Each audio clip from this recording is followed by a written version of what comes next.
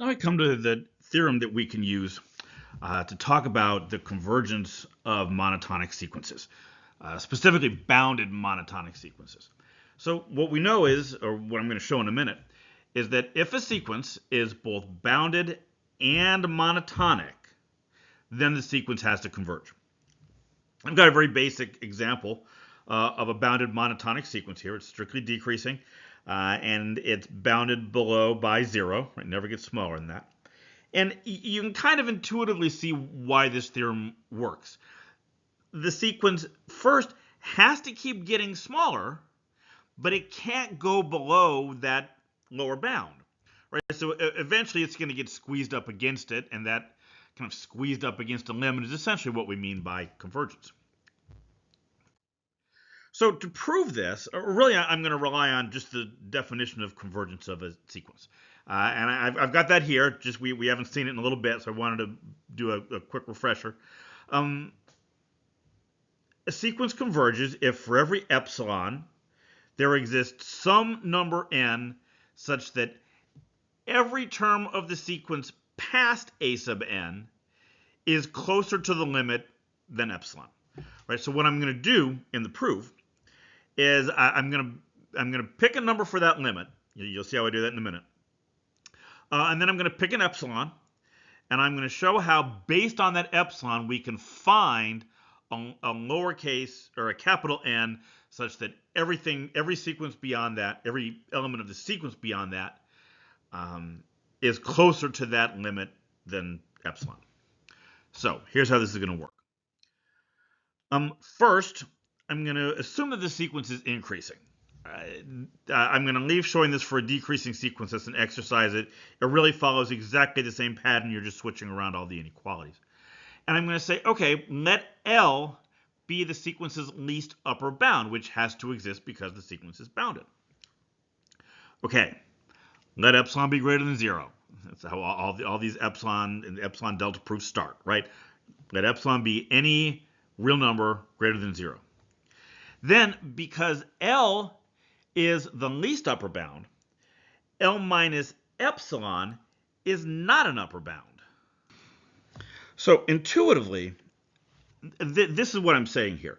If L is the least upper bound, and L minus epsilon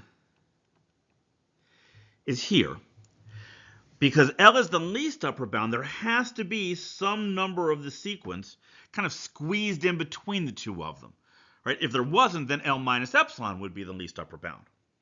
Okay, so this means that there exists a k such that a sub k is squeezed in between the two. Right? This is my a sub k. Wrote that out as an equation. Right? The distance from L to a sub k has to be less than epsilon. So for every n greater than k, every a sub n has to be squeezed in between L and a sub k. This is the monotonic part, right? Because the sequence is going up, strictly up, every point beyond a sub k has to be sandwiched in between a sub k and L. Okay, so all I did here, I multiplied through by -1, so that switched the inequalities, and I added L to all three parts. Right, that gives me 0 is less than L minus a sub n, which in turn is less than L minus a sub k. Well, L minus a sub k is less than epsilon, right? So you can kind of think of squeezing in a less than epsilon over here, and then eliminating this part, and we get this inequality.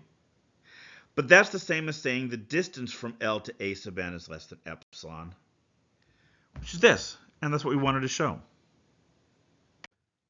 So I have a sequence here, and I want to show how we can use our theorem to prove that this sequence converges. Now, there are a number of ways we could do this. We've seen tools that we could use to answer this already, and that's fine. But I want to talk about how we can apply this particular theorem, and we can use it to prove this as well.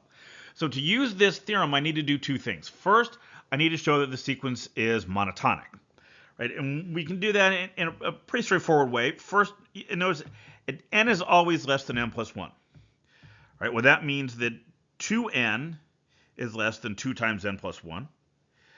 Now I'm going to add 1 to both sides and resist the urge to simplify. This is an issue students have with these kinds of things sometimes. They see that 2 times n plus 1 plus 1, and they want to make it 2n plus 3. But I don't want to do that. I don't want to leave it the way it is, and you'll see why in just a minute. Right now, I'm going to flip both of these over. I'm going to make it 1 over 2n plus 1 and 1 over 2 times n plus 1 plus 1. And that switches the direction of the inequality. I know I've said this before, but it's worth repeating. The only reason I can do that is because both of those things, the expressions on each side, are always positive. If either one of those was ever negative, then I wouldn't be able to do that little transformation.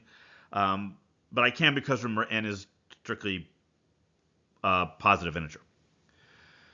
Okay, and that's what I really needed to see. And hopefully now you can see why I didn't want to simplify. The left-hand side is a sub n. The right-hand side is a sub n plus 1. And the only reason we can really see that clearly is because I didn't try to jump in and simplify that denominator. And that's what I need to show.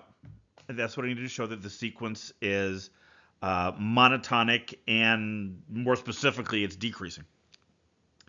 And now I need to show that the sequence is bounded. Well, remember, sometimes students take this a little too far. I don't have to show that it has I don't have to show the least upper bound. All I have to show that it's bounded, and it is bounded by -1. For example, every term is positive, which means it's never going to go below -1, and that's sufficient.